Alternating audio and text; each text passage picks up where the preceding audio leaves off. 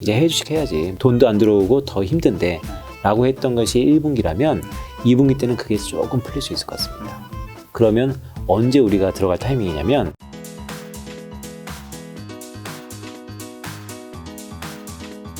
자, 오늘 이야기해 주실 주제는 또 뭔가 오늘 새해니까 네. 첫 보따리 굉장히 중요한 거. 네. 우리가 돈 벌 수 있는 거, 네. 세뱃돈 좀 챙겨갈 수 있는 거 네네. 가져오셨을 것 같은데. 네. 올해는 뭐 아시는 것처럼 휴일이 그렇게 많지는 않아요. 네네. 네, 빼가 날이 많지는 않습니다. 그렇기 맞아요. 때문에 열심히 돈을 벌어야 되는데 우리 대체 휴무일이 2일 있다든가. 며칠 없죠. 네, 네, 지금 현재 상황까지 보면 네. 이제 오늘은 이제 연초니까 네. 큰 움직임에 대해서 말씀을 좀 드릴 건데 제 주식시장에서 이렇게 증권왕사 앵커를 하다 보니까 연초가 됐는데 우리 주가 지수가 그냥 횡보해요. 큰 방향성이 없습니다. 그랬던 이유 중에 하나는 지난해 연말에 주요국들의 통화정책이 바뀌었는데 그 바뀐 것들의 해석이 아직까지 좀 분분해요. 네. 그러니까 어느 쪽으로 노선이 확실하지 않다라는 것이죠. 네. 하지만 면밀히 살펴보면 저는 방향성이 좀 정해졌다라고 보고 있어요. 다만 오늘 좀 중요한 얘기를 좀 드릴 텐데 그 방향성의 지속 기간이 그렇게 길 것 같지는 않습니다. 그러니까 올해 상반기까지는 그러한 시장의 컨센서스라 그러죠. 시장의 움직임들과 기대감이 어느 정도 반영을 하겠지만 점차 후반으로 갈수록 지금의 컨센서스가 달라질 가능성에 저는 무게를 두고 있고요. 과거 우리가 경험을 놓고 봤을 때 이런 컨센서스가 바뀌는 그 시점이 일명 분수령이에요. 투자를 하더라도 그 시점에 전후로 하시는 게 가장 퍼포먼스가 좋고요. 그것을 미리 아는다는 것은 약간 리스크는 있죠. 그냥 전망이다 보니까 틀릴 수도 있고요. 하지만 그런 가정들을 오늘 쭉 말씀드릴 건데 그런 조건들에 의해서 결론이 나왔기 때문에 그런 그 조건들이 변하면 결론도 변할 수 있다는 것을 감안해서 좀 들으시면 올해 상반기 녹록치 않은 주식 투자거든요. 뭐 부동산도 마찬가지입니다. 그렇죠. 대체 자산인 비트코인도 마찬가지고요. 네. 근데 이런 큰 변화 속에서 어느 중심을 잡고 좀 보자라는 것의 소제목은 컨센서스 비틀어 보기 뭐 이 정도로 얘기를 할 거고요. 오늘은 아마 그 정도 좀 마감을 할 것 같고 제가 구정 전에 또 한번 와가지고 네. 그때는 좀 더 중장기적인 시각에서 먹거리 미국의 큰 안보 자산의 변화 그 가운데서도 우리의 패권 경쟁 속에 우리는 어떤 포지션을 갖고 있어야 되는가 그게 과거와 패권 경쟁이 지금은 어떻게 다른지 뭐 그 점에 대해서도 오늘 말미에 약간 그다음에 다음에 가서 좀 더 집중적으로 말씀드리도록 하겠습니다. 좋습니다. 네. 그레이트 시프트는 네. 어떤 뜻이죠? 이제 대전환의 시기다라는 것이죠. 포스트 코로나 이후에 뭐 오늘 공교롭게도 프랑스에서 또 다른 변이 바이러스가 참궐했다. 맞아요. 슬슬 네, 끝나갈지 하니까 네, 오미크론이 이제 우세종이 됐음에도 불구하고 물론 아직까지 한국은 변이가 우세종이죠. 오미크론이 우세종이 아니지만 이미 프랑스부터 유럽은 다시 한번 또 변이가 창궐했다는 것이 약간 불안 요인이기도 해요. 어떻게 보면 저희가 다음 한 달 뒤에 만났을 때는 그때 프랑스의 그 시점에 그게 오히려 리스크 요인이었다라고 우리가 다시 한번 곱씹어 볼 수 있겠지만 어쨌든 위드 코로나 시대에 가장 중요한 것은 치사율이 낮다는 거. 그렇다면 우리가 조금 더 불편해졌죠. 왜냐하면 백신에 대한 라이센스가 꼭 필요하고 어디 갈 때도 상당 부분 이제 백신 접종자와 그렇지 않은 사람들의 어울림이 상당 부분 깨졌기 때문에요. 하지만 결국 치사율이 낮다는 거. 중증으로 가지 않다라는 것이 큰 일상의 리오프닝으로에 대한 기대감을 높게 사고 있고요. 그런 의미에서 어쨌든 위드 코로나는 시작했다라는 것을 이제 복선에 좀 깔고 있고요. 오늘 기본적으로 그레이트 시프트는 이런 큰 대전환 시기에 자산의 시장 아니면 금융의 변동, 자금의 흐름 이런 것들이 어떻게 갈까에 대해서 좀 알아보자. 이걸 읽으면 내 주머니가 조금 가득 찰 수 있다. 적어도 분수령은 우리가 미리 생각해 볼 수 있다. 좋습니다. 네, 올해는 기회가 많지는 않을 겁니다. 1년을 놓고 봤을 때. 그래서 분수령의 적시적소에 그때 큰 변화를 알고 미리 한 반발짝만 먼저 들어가서 기다리고 있으면 최고의 기회니까요. 그런 의미에서 저의 주특기인 매크로 컨텐츠를 갖고 좀 말씀드리도록 하겠습니다. 좋습니다. 네, 먼저 차트를 한번 보시면 뭐 화면에 보여드리는 건데요. 주요국들의 통화정책의 대전환이 나왔어요. 이거는 뭐냐면 지난 연말에 미국을 비롯해서 중국의 PBOC까지 주요국들의 통화정책이 바뀌었습니다. 어떻게 바꿨냐면 좀 더 매파적으로 바뀌었죠. 혹시 모르신 분도 계실까봐 네네. 여기는 미국인 거 저는 알겠고 그렇죠. 네. 패드니까 네네. 그 밑에가 BOE는 영국입니다. 영국. 네. BOK는 코리아, 한국이고요. 네. ECB는 유로존 국가들, 네. BOJ는 일본, 네. PBOC는 중국입니다. 그래서 이런 국가들인데 이 표에 보시는 것처럼 제가 색깔별로 좀 나눠놨잖아요. 네. 이 색깔이 의미하는 게 혹시 뭔지 작가님 아시나요? 좋은 건가 나쁜 건가요? 일단 빨간색은 좀 더 매파적인 성향을 바꿨던 중앙은행들이고요. 회색은 매파와 비둘기의 한 중간 정도의 네. 색깔. 그다음에 파란색은 역시 완화적인 성향을 띈 주요국들의 결정이에요. 아, 왠지 그럴 것 같았는데 네. 왠지 틀렸을까봐 아, 네. 틀린 민망할까. 그런데 뭐 잘 아시겠지만 세상 살다 보면 특히 한국 교육에서 가장 문제점 발언을 해야 됩니다. 우리가 무조건 손을 들어서 의견을 제시해야지 AS가 있는 것이니까요. 왜냐면 여기에 매둘기 돼 있길래 네네. 이거 이쪽은 매파고 네네. 그럴 것 같았는데. 맞습니다. 저는 사실 뭐 결론적으로 말씀드리면 연주는 매둘기다라는 게 말씀을 계속 드리고 있어요. 매둘기라는 것이 매와 비둘기의 합성어인데요. 그렇죠. 겉은 매파적이요. 하지만 속내에는 여전히 비둘기적인 성향을 갖고 있다.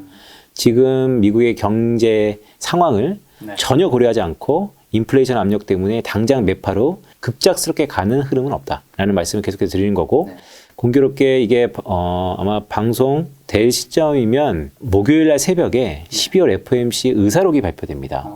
사실 그 의사록이 발표되는 것 때문에 글로벌 증시뿐만 아니고 우리 증시도 지금 눈치 보기 장세거든요. 어떻게 나올지 몰라서. 근데 12월 FOMC에서는 매파적인 발언들이 꽤 강할 것 같아요. 네. 그게 무슨 얘기냐면 이러다가 미국이 올해 3월 달에 테이퍼링이라 그래서 그동안 계속해서 공급해왔던 양적 완화의 규모를 줄여들고 그게 올해 3월에 종료되거든요. 네. 그 종료된과 더불어서 금리 인상까지 빠르게 할 거다라고 하는 것이 지금의 컨센서스화 되고 있어요. 그게 이번 12월 FOMC 의사록에 상당 부분 강조될 거라기 때문에 그렇다면 유동성의 결과물로서 자산 가격에 기대가 있는 우리 주식시장이라든지 네. 자산시장은 긴장하고 있는 것이죠. 네, 그런 의미에서 보면 연준의 이번 대전환의 결정이 겉으로만 보면 팩트만 말씀드리면 좀 매파적이다. 하지만 뒤에서 말씀드리겠지만 저는 이게 매파적이라고 본다면 지금이 가장 매파적이고 6개월 뒤에 시간이 지나면 지날수록 이 매파적인 성향은 좀 더 누그러질 수 있다. 그럴 가능성을 몇 가지 차트와 아니면 저희 근거들을 통해서 말씀드리겠다는 것을 먼저 모두에 말씀드리고서 이제 시작을 하는 겁니다. 중간에 보시면 BOE 있어요. 사실 영국은 관심 없잖아요. 영국은 브렉짓 이후에 독자 노선을 걷고 있습니다. 유로존과 달리. 이번 연말에 있었던 주요국들의 통화정책 중에서 가장 주인공은 사실 저 개인적으로는 BOE, 영국이었어요. 왜냐하면 여기 관점 포인트 보시면요. 영국이 주요국 중앙은행 중에서 코로나 이후에 가장 먼저 금리를 인상해버렸습니다. 흔히 이거는 글로벌 외국인들, 해외 IB들, 헤지펀드들 한테는 어떤 시그널을 주는 거냐면 주요 선진 중앙은행 중에서 금리를 올리겠네. 그러니까 여기에 발맞춰서 미국 연준은 또 테이퍼링도 종료한다 그러고 점도표라 그래서 미국 연준 안에서 18명의 연준 위원들이 각각 내년 내후년 그 글피에 얼마나 금리를 올릴 것인가를 찍어주는 점을 찍는 걸 점도표라 그러는데요. 그 점도표도 다 올라갔거든요. 그러니까 금리를 올린다는 시그널을 줬다는 겁니다. 그렇다면 영국은 이미 금리를 올렸고 다음 차례는 미국이네. 미국이 올해 3월에 금리를 당장이라도 올릴 수 있겠네 라는 컨센서스로 상당히 지금 금융시장들이 스퀴즈 되고 있다. 그러니까 눈치 보이 장세로 몸을 사리고 있다라는 말씀을 드리는 거고요. BOK가 좀 재밌는 게 한국이거든요. 한국이 작년에 2번 금리를 올렸습니다. 그리고 총재가 어떤 얘기를 했냐면 임기가 만료되는 올해 2월 말 이전에 한 번 더 올리겠다. 그럼 1월 달이에요. 그러니까 이번 달에 또 금리를 올린다는 것이죠. 그런데 그러다 보면 이제 한국도 여전히 컨센서스가 이런 겁니다. 한국도 신흥국의 범주에 아직까지는 있어요. MSCI 기준으로. 하지만 경제력은 대부분 선진국 범주에 있죠. 그렇죠. 약간 어떻게 보면 반은 신흥국, 반은 선진국인데 어찌됐건 신흥국 중에서도 자체 펀더멘탈을 감안해서 금리를 올렸던 BOK. 추가적으로 또 금리를 올리겠구나라는 게 지금 다 컨센서스로 자리 잡혀 있습니다.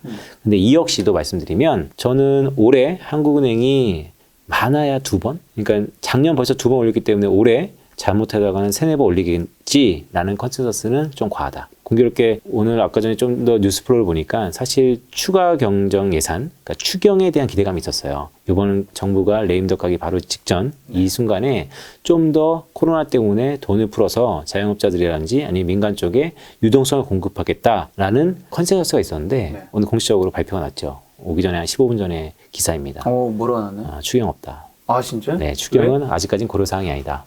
그러니까 결국 이제 부동산 경기에 쏠림, 뭐 우려 이런 것들이 추경까지는 아직은 아닌 것 같다라는 게 지금까지의 뭐 공식적인 멘트이긴 해요. 하지만 이거는 향후 상황에 따라서 좀 급변할 수는 있는 거죠. 하지만 국내 주식시장에서 약간의 추경에 대한 기대감이 있었는데 그런 것도 좀 사라지고 있다라는 말씀을 드리는 거고요. 자, 그래서 전반적으로 페드, 미국 연준, BOE, 영국, BOK 한국까지도 어쨌든 다 매파적인 발언과 제스처를 취했다라는 게 지금까지의 팩트이고요.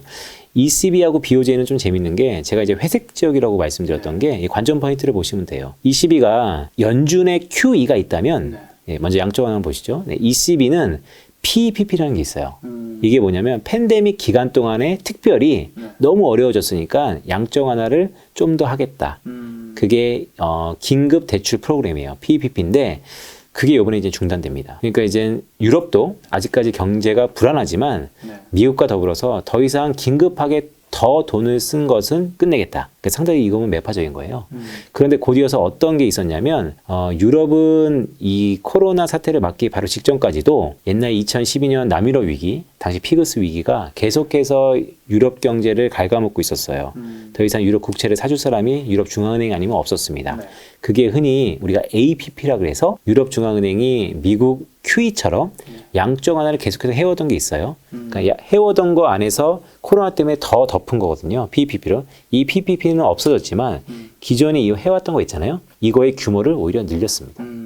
그러니까 유럽 중앙은행이 어떤 얘기를 하고 있는 거냐면 일단 다시 한번 백투 노멀 코로나 이전 수준으로 정책을 되돌릴게요. 하지만 유럽은 다른 국가들하고 달리 열 몇 개의 국가들이 다 각자 각생의 경기 상황이 다르니 한 번에 딱 연준처럼 중단하면 더 큰 우려가 있으니까 기존에 해왔던 거 있잖아요. 이거는 좀 더 우리가 임시방편으로 규모를 늘려주겠습니다. 라는 얘기를 했어요. 저는 이걸 어떻게 생각하냐면 ECB도 상당 부분 매파로 가고 싶어 한다. 의중은 보였다. 하지만 현실적으로는 상황을 고려했을 때 또 프랑스에도 새로운 또 변이가 나왔다 그러지 않습니까? 그러면 당장의 돈은 어느 정도 더 풀어주는 임시방편을 좀 했다. 그래서 저는 ECB는 회색으로 분류했지만 그래도 약간의 매파적인 성향은 보였다라고 보는 거고요. BOJ는 앞으로도 그렇고 지금까지도 그랬고 계속해서 완화적인 정책을 필 중앙은행으로 저는 보고 있습니다. 총재가 어떤 얘기를 했냐면요. 관전 포인트가 되게 재밌어요. 2023년까지도 BOJ, 일본의 중앙은행이 안정 목표로 하고 있는 2%에 도달하지 않을 것이라는 것을 공식 석상에서 천명했어요. 근데 이게 의미하는 게 뭐냐면 일본을 빼고 지금 전 세계가 인플레이션 때문에 난리잖아요. 이미 물가 수준이 다 6%에서 7%로 넘나들고 있어요. 그렇죠. 미국은 지금 올해 조만간 7%를 찍을 거다라는 얘기도 있고요. 그럼에도 불구하고 유독 일본만은 여전히 디플레예요. 왜요? 이 이유가 여러 가지 있죠. 그러니까 고령화에 대한 이유. 그리고 얘네들이 일본이 도쿄올림픽을 하면서 코로나 이슈 때문에 1년간 연장시켰잖아요. 네네. 그럼에도 불구하고 예전에 우리가 올림픽 하면 기대했던 수익들의 5분의 1도 수익을 못 거뒀다고 합니다. 그렇죠. 무관중 아니었나요? 맞습니다. 맞아요. 네, 무관중이기도 하고 네. 그만큼 투자가 일어나지 않았어요.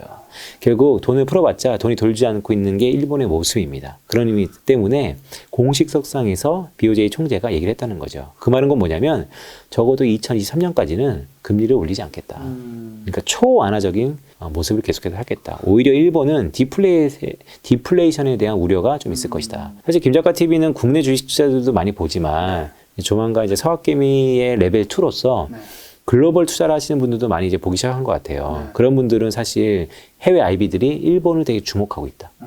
왜 주목하냐면 두 가지입니다. 일본은 뭐에 먹고 사는 나라냐면 여전히 수출해서 먹고 사는 나라예요. 네. 근데 최근 들어서 오늘 이렇게 제가 주요국들의 대전환에 대해서 통화정책을 약간 점검하고 가는 가장 큰 이유는 오늘 환율 전망을 단기 6개월 드리고 싶어서 하는 건데요. 이런 의미에서 보면 달러는 계속해서 강해질 겁니다. 향후 6개월 동안은? 그렇죠. 왜냐하면 계속해서 매파적인 발톱을 나타낼 거니까. 네. 6개월 동안 강한데 굳이 1분기, 2분기 나눠주면 1분기에 더 강할 거고요. 왜냐하면 매 발톱이 좀 더 선명하니까. 2분기에는 1분기보다는 좀 완화될 거예요. 네. 그래도 지난 연말보다는 아니 지난 3분기보다는 지난해 강세입니다. 그렇다면 반대에 있는 엔화는 약세일 거예요.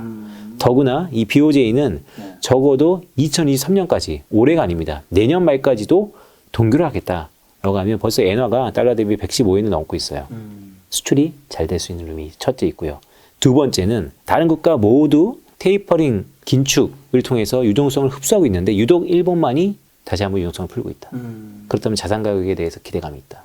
그래서 우리가 일본을 전반적으로 모멘텀이 사라진 건 사실이지만 해외 IB들은 일본 국가적인 단위에서 컨트리 픽으로서는 자산 배분의 우선순위에 가장 놓여질 가능성이 있다라는 말씀도 조심스럽게 드리는 거죠. 지금 6개월 동안 달러 강세란 거 원달러 환율의 달러가 그러면 네. 1,200원이 넘어갈 수 지금 1,100? 지금 1195원, 네. 네. 이미 1190원대 중후반에 있고요.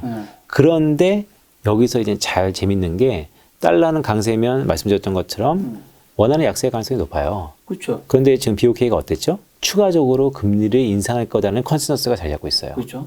그래서 다른 터키나 이런 무너지는 국가들 대비 한국은 뭐 펀더멘탈이 다르지만 1200원 선이라는 심리적 안전선을 일단은 안 넘고 있는 겁니다. 국내 주식시장의 외국인들이 다시 한번 자금을 사고도 있고요. 그런데 조금씩 기스가 나고 있어요. 뭐냐면 1월 1일 날 새해가 됐다고 다들 뭐 좋은 얘기 많이 했는데 제 눈에 들어왔던 경제 지표가 하나 있습니다. 뭐죠? 한국의 수출 데이터. 안 좋았어요? 한국의 수출이 2021년 동안 6,440억 달러 정도의 금액을 기록했어요. 이게 어느 정도냐면 잘 된 거 아닌가요? 엄청 잘 된 거죠. 이 정도로 가다가는 2024년 내년에는 7천억 달러를 넘는다 그래요. 무역 규모는 전 세계 8번째로 커졌습니다. 그럼 다 해피하잖아요. 근데 뭐가 문제냐면 12월 달에 무역 수지가 적자예요. 수입이 더 많았습니다. 무역 수지는 한국으로 들어오는 달러의 양이에요. 들어오는 것보다 나가는 게 더 많았습니다. 수출이 잘 됐지만 비용단의 부담 때문에 12월 달에 물론 잘 된 가운데 그러니까 흑자 가운데 이제 적자가 잠깐 난 거죠. 계절성으로. 하지만 이게 의미하는 게 뭐냐면 결국에는 들어오는 자금에 대한 유입이 이전과는 좀 다를 수 있다는 시그널로 하나 우리가 받아들일 수 있고요. 두 번째는 가장 좋은 거는 한국은행이 올해 1월 달에 금리를 인상하고 난 이후예요. 저는 그 이후에는 추가적으로 금리를 더 올리지 못할 거다라는 생각인데 아직까지 시장은 기대를 하고 있죠. 추가적으로 금리 인상할 거다. 1월 달에. 그래서 이런 것 때문에 아직 달러 환율이 1200원 선을 넘지 않는 겁니다. 그런데 이대로 가다간 공교롭게 아마 이번 주에 또 12월 달에 FOMC 의사록이 나올 텐데 그때 잠깐 더 강한적인 매파적인 메시지가 우리 시장에 나타난다면 우리 김작가 TV 이 방송이 나가자마자 그 주에 1200원 선까지는 아니겠지만 1190원 후반대까지 올라갈 가능성이 매우 크다라고 조심스럽게 말씀드려요. 그러니까 지금 이런 불안감 때문에 연초 새해가 됐음에도 불구하고 큰 방향성이 없는 게 우리 시장입니다. 어쨌든 다시 돌아오면 그래서 BOJ는 컨트리 픽을 감안해 봤을 때 일본이 가장 이 유동성 측면에서는 좀 더 좋은 점수를 받고 있다라는 말씀을 드리는 거고 끝으로 PBOC. 인민은행은 사실은 저는 이게 과연 좋은가에 대해서 다시 곱씹어 보고 있어요. 왜냐면 제가 또 증권방송 하면서 여러 패널들하고 저희 선후배들하고 계속 얘기를 하고 있어요. 과연 이렇게 경기가 안 좋은가 중국이? 그런데 데이터를 보니까 헝다 사태 때문에 그럴만 하겠다라는 생각도 들고 있어요.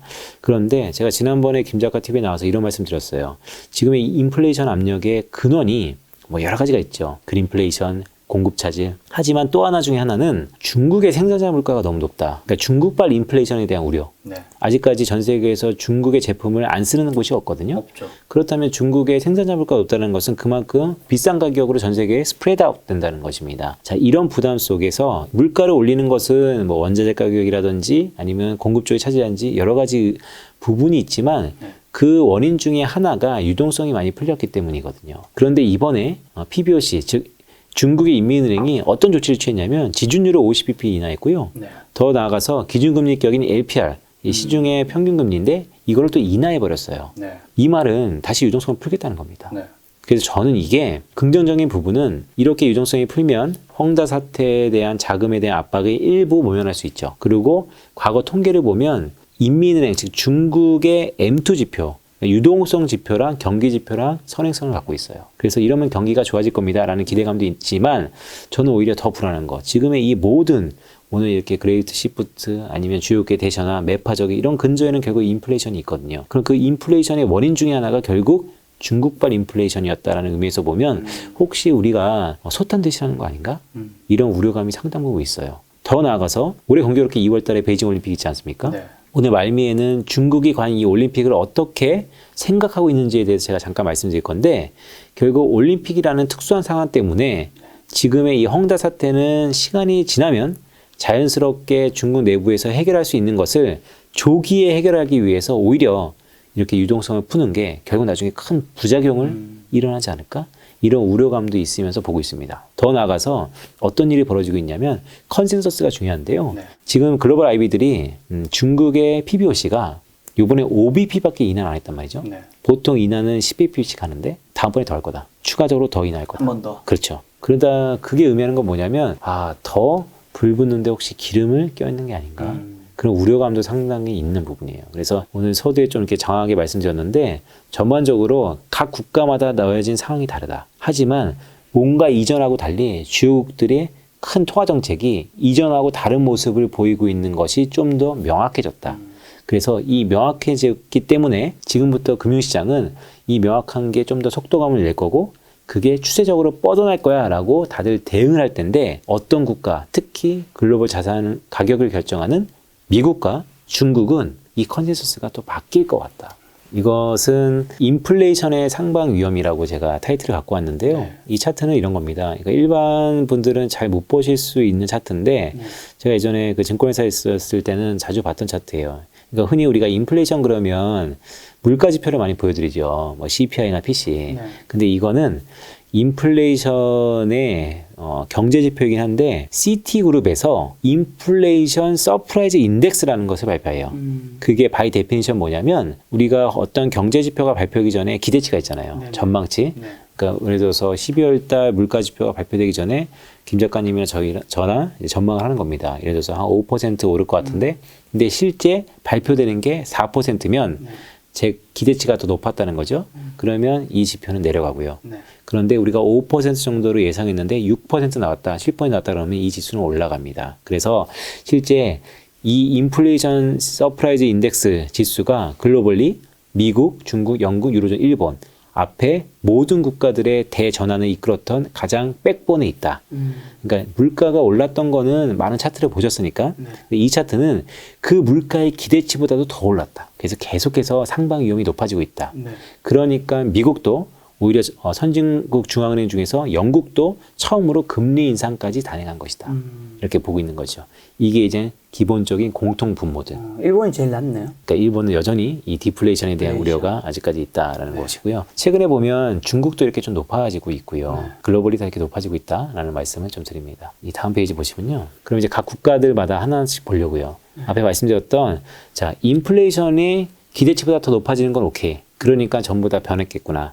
그런데 특히 미국과 영국이 상당히 매파적인 발톱을 드러냈는데 그 이유가 뭘까라고 하면 내부적으로 인플레이션에 대한 우려가 높지만 경기도 좋다라는 것을 깔고 있어요. 특히 중앙은행은 고용시장과 물가 이 두 가지를 보면서 정책을 결정하는데요. 네. 그걸 흔히 조금 고상한 말로 듀얼 먼데이트라 그래요. 이중 책무. 그러니까 고용도 안전하게 이끌어가면서 물가의 상승세를 좀 낮춰주면서 아니면 안정적으로 이끌어가는 게 각 중앙은행들의 책무라는 것이죠. 근데 영국과 미국을 보시면 고용시장이 상당 부분 회복했어요. 코로나임에도 불구하고. 네. 영국은 사실 코로나 때문에 통계적으로 보면 거의 전 세계에서 이렇게 봉쇄령을 강하게 하는 국가가 있을 정도냐라고 의문이 들 정도로 상당히 강하게 옥죄고 있는데 그럼에도 불구하고 영국의 실업률이 코로나 이후에 차츰차츰 안정세를 보이고 있습니다. 그러니까 영국 정부가 물가만 잡으면 되겠네. 그래서 금리를 올릴 수 있었다라는 것이고 미국 역시도 테이퍼링이 월 150억 달러에서 이번에 300억 달러로 줄어드는 속도를 2배랑 높였었던 가장 큰 이유는 이러다가 고용이 안 좋으면 이 제스처를 못 취했을 텐데 상대부 이게 주간 단위 신규 실업자 건수 뭐냐면 미국은 주급을 보통 받거든요. 네네. 그러면 요번에 실직하면 국가에 청구해요. 나 실직했으니까 돈 주세요. 근데 그게 높아지면 그만큼 실업자가 많았다는 거고 그렇죠. 내려가면 그만큼 이제 다시 한번 취업을 했다는 것인데 이게 코로나 이전 수준으로 회복했어요. 많이 다 돌아갔네요. 돌아갔습니다. 근데 이거는 뒤에서 제가 다시 한번 곱씹어 드릴 거예요. 표면상으로는 돌아갔는데요. 네. 100명이 있었던 고용시장에서 100명이 돌아간 게 아니고요.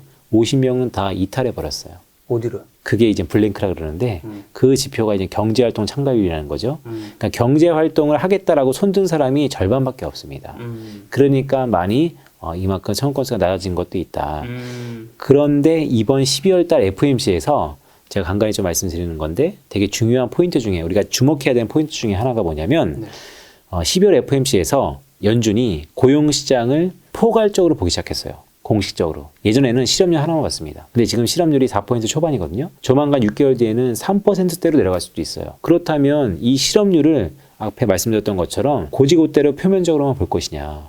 아니다. 코로나 이후에 내면을 보니까 옛날에는 경제활동을 하겠다라고 손을 들었던 사람이 100명이 움직였었는데 이제는 50명밖에 없어서 다 포괄적으로 봐야겠다라는 게 지금 연준의 논의들입니다. 그 논의들이 이번 12월 FOMC에서 좀 더 확인될 거다. 네. 그게 결국 궁극적으로 의미하는 건 뭐냐면 저는 이 포괄적으로 고용시장을 본다는 것 자체가 네. 고용시장을 훼손할 정도로 가파르게 금리를 올릴 가능성이 낮다.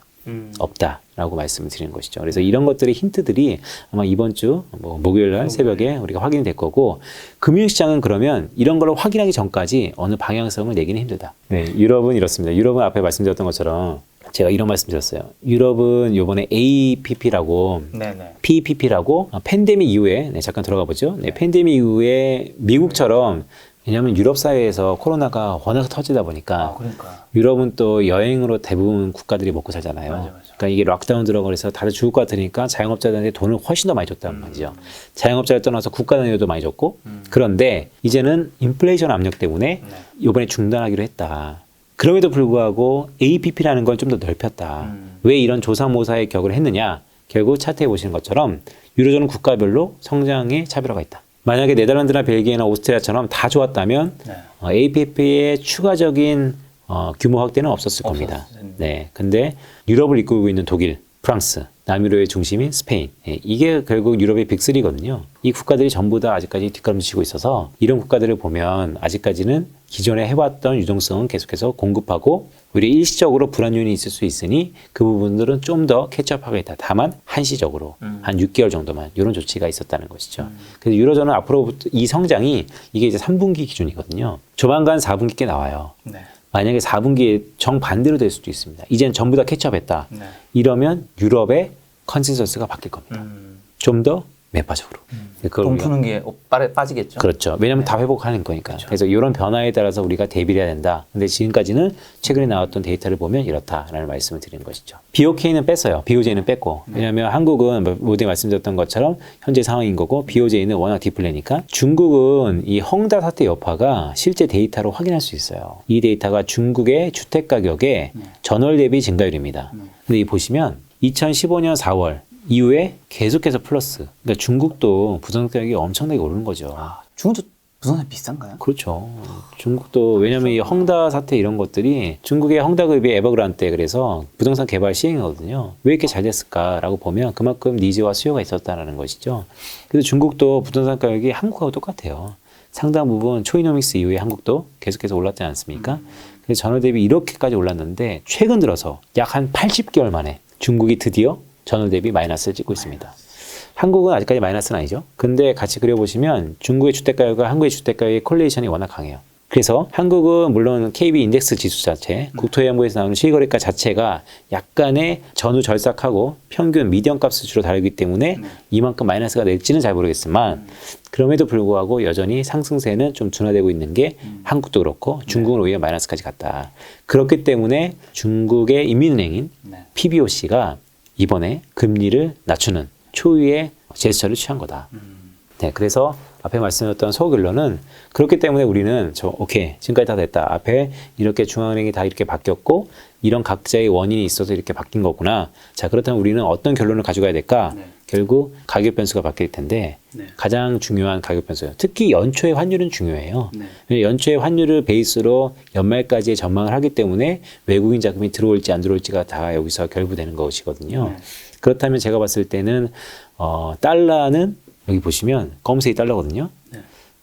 작년에 달러 지수가 계속해서 올랐습니다. 이거는 뭐냐면 달러가 강세가 됐다는 거예요. 이 강세 흐름이 계속해서 강해질 거다. 적어도 6개월은. 왜냐하면 모두에 말씀드렸던 것처럼 매파적인 발톱이 좀 더 확인될 거기 때문에 공교롭게 이거 아마 편집하고 그 다음날 바로 새벽에 FOMC 의사록이 있을 텐데 그 의사록에서 좀 더 강하게 매파적인 성향들을 우리가 확인할 거다. 자, 그렇다면 다른 거, 뭐 엔이라든지 유로 계속해서 약해질 거다. 즉 엔이 115엔을 넘었다는 거 아닙니까? 그만큼 달러 강세에 대해서 반대급부로 나오는 거고 재밌는 건 위안이에요. 위안은 중국 인민은행이 이번에 완화적으로 하기 전까지만 하더라도 중국 인민은행 스탠스는 뭐였냐면 선별적인 긴축이었어요. 그러니까 너무 헝다 사태 이런 것 때문에 부동산 개발이 난잡하니까 좀 더 옥석 가리기로 하겠다라고 했는데 요번에 경기가 무너져서 다시 한번 완화적으로 하지 않았습니까? 그럼에도 불구하고 위안은 강세 압력이 워낙 깊었기 때문에 위안 보세요. 이 위안이 계속해서 이렇게 강세였어요. 네. 이 강세가 조금은 누그러질 거다. 강세가 좀 더 약화될 거다. 자, 그럼 그 사이에서 달러는 강하고 유로와 엔은 약하고 위안은 강세가 좀 누그러지고 우리 원은 어떨까? 약간의 박스권이에요. 왜냐하면 여기 보시면 원이 작년에 계속해서 약해지다가 어느 순간 약세가 좀 끝났어요. 네. 여기가. 그렇네요. 이게 왜 그럴까요? 한국이 금리를 올렸어요. 2번이나. 바로 반영하는 겁니다. 계속해서 약세가 되다가 8월 달에 금리 올리고 네. 그리고 11월 달에 올리니까 이렇게. 더구나 지금의 컨센서스가 뭐냐면 한 번 더 올린다면 네. 총재가 그러니까 이게 버티는 거예요. 만약에 저는 그래서 어떤 메시지를 드리고 싶었냐면 여기서 굉장히 바보같이 한 가지만 네네. 드리겠습니다. 모르시는 분 분명히 있을 거예요. 그때 금리를 올리면 네. 이게 다시 왜 이렇게 다시 오르나요? 아, 금리, 그러니까 환율은 네. 양 국가의 금리 차에 의해서 반영을 합니다. 네. 물론 환율을 결정하는 여러 가지 변수들이 있어요. 네. 경기 펀더멘털리, 금리차, 물가차, 여러 가지 이론들이 있죠. 근데 오늘은 여기서 어떤 걸 강조하고 싶은 거냐면 금리 차에 대해서 수급이 달라진다는 거예요. 예를 들어서 한국의 기준금리가 높아요. 그러면 가만히 갖고 있어도 한국이 5%, 미국이 1%. 그러면 나한테 돈을 맡기면 내가 5% 드리고요. 한국에 가야 되겠네요. 그렇죠. 그럼 돈이 들어옵니다. 네. 달러가 넘쳐나요. 음. 그러면 수급에 의해서 달러는 많아지니까 가치가 떨어집니다. 그러면 원화의 가치는 상대적으로 높아지는 거죠. 그래서 그런 걸로 자기 돈을 지키기 위해서 금리를 올리고 그렇죠. 내리고 이런 것들이 그렇죠. 그래서 금리를 올리고 내리는 건데, 근데 최근에 터키를 보면 터키가 최근에 인플레이션 압력, 근데 터키가 리라화가 값어치가 없어요. 그러면 어떻게 되겠죠? 금리를 올려야겠죠. 그렇죠. 근데 지금 에그르도란이 뭐 어떤 얘기를 하고 있냐면 더 금리를 낮추고 있습니다. 왜요? 그게 군사 정권을 갖고 있는 터키 대통령이 네. 전혀 다른 이론을 하고 있는 거죠. 과거의 금리 차 때문에 반응 안 하더라. 오히려 더 추가적으로 금리를 낮춰서 경기가 살아나는 자신감과 시그널을 보여주면 다시 돈이 들어올 거다라는 이론을 피고 있는데 현상은 어떻습니까? 지금 거의 터키 리라는 종이 쪽지가 되고 있어요. 네.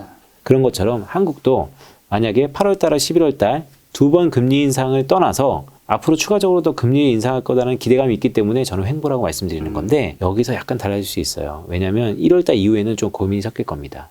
만약에 총재가 3월 달에 당장 새로운 총재가 오지 않고 약간의 공석 기간이 지속된다라고 본다면 오히려 다시 한번 원도 약세가 될 수 있다. 왜냐하면 달러는 꽤 강하게 6개월 동안 이어질 거니까. 네. 그러면 적어도 지금으로부터 6개월 정도의 우리 달러 환율의 전망을 하자면 네. 어디에 꼭 도달할 겁니다. 이런 전망은 사실 되게 어렵지만 네. 조심스럽게 할 수 있는 거는 지금의 수준 1190원 선보다 윗선 밑방향으로 1200억 선을 갈 확률이 훨씬 높은 것을 감안해서 전략을 짜야 된다. 네. 자, 그렇다면 외국 입장에서는 이렇게 볼 수 있죠. 도대체 외국인은 한국 주식을 언제 살까요? 뭐 여러 가지 있죠. 기업의 수익, 펀더멘탈리. 하지만 딱 환율 하나만 놓고 봤을 때 우리 흔히 경제학에서 세트리부스 페리부스라는 게 있어요. 다른 가정은 다 무시하고 이 하나만 놓고 보자. 물론 이론을 도출하기 위해서 가정을 되게 러프하게 하는 것이죠. 하지만 그걸 놓고 봤을 때 외국 입장에서 이러는 겁니다. 내가 한국에 투자할 건데 투자하는 족족 값어치가 원화가 약해져. 네. 그러면 지금 할까요? 나중에 원화가 강해질 때 할까요? 나중에 강해질 그렇죠. 네. 그래갖고 사실은 원화가 약해지면 더구나 추가적으로 더 약하다라고 한다면 외국인 입장에서 당장 들어올 놈도 네. 그래서 이것도 외국인의 타이밍하고도 좀 달라질 수 있다. 수급이 안 좋아지겠네요. 안 좋아진다라고 생각하는 것도 하나 있을 수 있고요. 두 번째는 계속해서 안 좋아하는데 더 이상 안 좋아질 게 없다. 그러니까 좋아질 게 없다라고 보여지는 것도 있고 어쨌든 우호적인 환경은 좀 아닐 수 있다. 미국은 계속해서 금리가 올릴 것 같은 기대감이 있고 한국은 따라서 금리를 올리고는 있지만 여기서 추가적으로 더 올린다는 게 약간 누그러진다면 외국인 수급에서는 좀 더 불안할 수 있다. 단 이렇게 원화가 약세가 되면 경제라는 게 되게 복합적으로 엉켜 있잖아요. 원화가 약세되면 또 한쪽에서 웃는 사람들이 있어요. 수출업자들. 이게 다 이렇게 시차가 있는 겁니다. 그래서 어느 딱 구간을 두고 이런 것도 보시고 이런 것도 봐줘서 결론이 이겁니다 라고 얘기하는 거지만 실상은 다 안 맞는 이유가 다 맞물려 있어서 그래요. 하지만 이런 것을 우리가 보고 나서 어느 정도 다 감안하고 나서 판단하는 것과 전혀 모르고 판단하는 것은 언제 달라지냐면요. 어떤 이벤트가 발생했을 때 달라집니다. 평상시에는 별 당이 없어요. 그런데 이런 조건들을 다 알고 계셔야지 어떤 이벤트가 딱 있었을 때 어떻게 반응하는 거구나. 라는 것을 감안해서 전략을 펼 수 있는 것이죠. 네. 근데 제가 볼 때는 앞으로 한 6개월간은 이런 흐름에서 큰 환율의 변화가 있지 않을까 이렇게 보고 있습니다. 좋습니다. 지금 이제 환율에 대해서 달러, 위안, 엔, 유로, 원을 설명해 주신 거잖아요. 맞습니다. 그럼 이 상황에서는 뭔가 지금 엔은 밑으로 가고 있고 유로 밑으로, 위안은 정체, 원은 정체되거나 또 밑으로 좀 갈 확률이 높고 한 개만 딱 달러만 강세될 확률이 높은 거잖아요. 맞습니다. 단순한 생각했을 때는 그럼 이런 시점에서는 향후 6개월 동안은 미국 주식 투자를 위주로 하는 게 이미 그렇게 하고 있죠. 네. 이미 그렇게 하고 있고 좀 더 비중을 늘려도 되겠다라는 맞습니다. 생각이 드는데 맞나요? 그게 지금까지의 시장의 큰 흐름이죠. 그러니까 연초돼서 우리 코스피 지수도 어떤 방향성이 나타나지 않고 박스권 장세로 눈치 보기를 보고 있고요. 그래서 제가 말씀드리고 싶은 건 뭐냐면 상반기 내내도 그렇게 볼 수 있는데 좀 더 뎁스하게 들어가서 1분기와 2분기를 나눠서 보자고 말씀드리는 겁니다. 그렇죠. 1분기는 제가 지금 말씀드렸던 이런 것들이 좀 더 선명해질 거예요. 연준은 좀 더 매파적으로 올해 3월 FOMC에서 좀 더 그럴 것 같고요. BOE는 더 추가적인 금리 인상을 노릴 것 같고요. 한국의 BOK도 공교롭게 1월 달에 금리를 올릴 것 같고요. 그러니까 전반적으로 이 앞에 이 매파적인 성향이 1분기 때는 그대로 이어질 것 같고 좀 더 선이 명확해질 것 같습니다. ECB나 PBOC도 마찬가지고요. 네. 그런데 2분기가 되면요. 조금 달라질 수 있다. 왜냐하면 매도 먼저 맞는다라는 것처럼 이렇게 매파적인 것들이 더 매파적이다라고 보기보다는 이미 매파적인 것이 유지가 되거나 아니면 잠시 매파적인 것이 누그러질 수 있다라고 저는 감히 전망을 하는 거고 그런 가운데 지금 바짝 긴장할 거 아니에요. 그런 말씀드렸던 것처럼 이제 국내 주식 안 한다. 이제 해외 주식 해야지. 무슨 소리냐. 이런 식의 돈도 안 들어오고 더 힘든데 라고 했던 것이 1분기라면 2분기 때는 그게 조금 풀릴 수 있을 것 같습니다. 그러면 언제 우리가 들어갈 타이밍이냐면 이럴 때 역발상이 중요한 것이죠.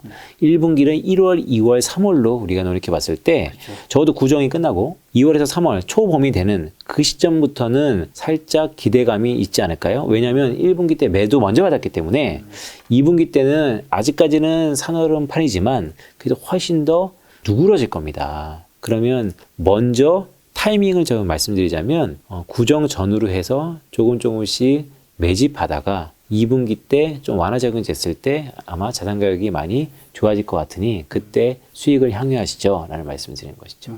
그리고 여기 지금 부동산 쏠림도 나와 있어서 그런데 네네. 최근에 금리가 이제 올해 어쨌든 계속 한국도 올리긴 할 거잖아요. 맞습니다. 미국도 3번 올린다고 하고 네네. 이제 부동산 쪽에서는 금리가 되게 또 중요하잖아요. 맞습니다. 이자를 갚아야 되니까. 맞습니다. 그리고 또 반대측에서는 어차피 서울 경기는 올해 내년까지는 공급은 없다. 그렇지. 네. 요 두 가지 싸움인 건데 근데 이 두 가지 싸움이 명확한데 또 전문가분들 해석은 다르더라고요. 네네. 뭐 이제 위원님께서는 어느 쪽을 조금 더 손을 들고 주고 계신지 궁금하네요. 요것만. 네. 저는 사실 이런 방송에서 이런 얘기 처음 하는데 제 처가 금융회사 다녀요. 네, 증권회사 다니는데요. 부동산 관련된 일을 하고 있으세요. 네, 그래서 제 처가 부동산은 어떻게 정의하고 있냐면요. 김 작가님은 부동산은 어떤 자산으로 분류하십니까? 어떤 자산이요? 안전자산? 뭐 안전자산? 뭐 그것도 하나의 논리죠. 네. 저는 부동산을 감정제라고 보고 있는데 제가 얘기하는 감정제의 바이 데피니션은요. 인간의 심리에 따라서 엄청나게 영향을 받는 제품이라는 것이죠. 그런 자산이라는 것입니다. 그 말은 건 뭐냐면 추가적인 컨센서스, 기대감이 더 중요하다는 거예요. 결국 금리가 올릴 겁니다. 오르고 있고요. 올해 1월 달에 BOK가 더 오른다 그러니까 이제 시중금리가 기준금리가 1%니까 추가적으로 더 오른다 그러면 1.25로 가는 것이죠. 네. 그런데 속도보다는 레벨이라는 게 있고요. 올리면 어디까지 올릴 수 있을까? 더구나 모두에 말씀드렸던 것처럼 미국 연준처럼 계속해서 올릴 거라는 기대감이 있다면 부동산 가격은 주춤할 겁니다. 근데 저는 한국은행이 올해 상반기에 금리 한번 올리고요. 하반기에 한 번 정도가 다일 것 같아요. 그러니까 많이 올려야 50bp. 말씀하신 거는 그 정도 올리는 거로는 크게 부담이 전혀 없다. 전혀? 네, 저는 오를 것 같아요. 왜냐면 이 의견은 네네. 위원님의 의견인가요? 그 말씀하신 처의 의견? 이거는 저의 의견. 네. 알겠습니다. 제 처의 의견은 그분은요? 그분은 물어보고 제가 다음 2부에 갖고 오겠습니다. 근데 저는 볼 때 이런 겁니다. 부동산은 상당 부분 감정제인데요. 네네. 금리가 많이 올랐고 작년 8월, 11월 그리고 추가적으로 더 오른다 그러고 대출금리도 올려주고 대출도 옥죄고 있으니 지금 약간 스퀴즈예요. 계절적인 겨울도 있고요. 그런데 이미 컨센서스가 다 반영되고 있다. 악재는. 그래서 여기서 실제 추가적으로 얼마나 더 올릴 수 있을 건지에 대해서 상당 부분 얘기가 있을 거고요. 물론 어떤 대선 후보가 되는지 모르겠지만 공통 부문은 공급이 더 늘린다는 겁니다. 그게 공공이건 민간이건 어쨌든 공급이 늘린다는 것은 축급적으로 보면 가격을 다운시킬 수 있는 요인이죠. 하지만 부동산은 공급성이 수직이잖아요. 이게 몇 년에 걸쳐서 오르는 거기 때문에 그 기대감이 언제 반영될 거냐? 적어도 올해는 아니다. 부동산이든 아니면 이런 여러 가지 경제 전망이든 네네. 한 가지 여쭤보고 싶은 게 위원님이나 다른 분들이 다 각자의 근거를 가지고 하잖아요. 맞습니다. 이게 다 다르잖아, 조금씩. 다르죠. 우리 시청자분은 네. 영상을 보면서 참 이게 어려울 것 같아요. 어렵죠. 와, 이거 어떻게 판단해야 되죠? 근데 또 이런 거죠. 어려운데 또 좋게 보면 김작가 TV도 저만큼 유능한 저의 동료들이 더 나오지 않습니까? 네. 각자 논리들이 있어요. 그러니까요. 시청자분들은 반대로 얘기하면 선취하는 거죠. 제가 원하는 논리와 데이터를 종합해서 본인들이 최종적으로 결론을 내시면 됩니다. 하지만 이런 사람은 이런 논리로 오를 거다. 이런 사람은 이런 논리로 내릴 거다. 그런데 더 중요한 것은 오를 거다 내릴 거다라는 게 시장에 지금 의견이 나와 있다는 게 1차 중요해요. 네. 왜냐하면 어느 정도 우리가 이런 논리와 이런 논리가 공존한다는 것은 네. 가격이 어느 한쪽에 큰 쏠림은 없다는 것을 또 반증하기도 해요. 만약에 모든 사람들이 다 좋다라고 하는 데가 더 위험할 수 있고요. 모든 사람들이 다 좋다라고 할 때가 더 위험할 수 있어요. 왜냐하면 반대의 컨센서스. 그래서 고민이 많이 되시죠. 그만큼 많은 전문가들이 지금 헛갈릴 때입니다. 네. 하지만 제가 보는 논리는 결국에는 많이 반영된 속도적인 측면은 좀 누러질 수 있다라는 것의 가정 안에서 그것 때문에 부동산 가격이 올라갈 수 있다. 물론 폭은 주겠죠. 하지만 마이너스는 아니다. 중고처럼 이렇게 말씀드립니다. 알겠습니다.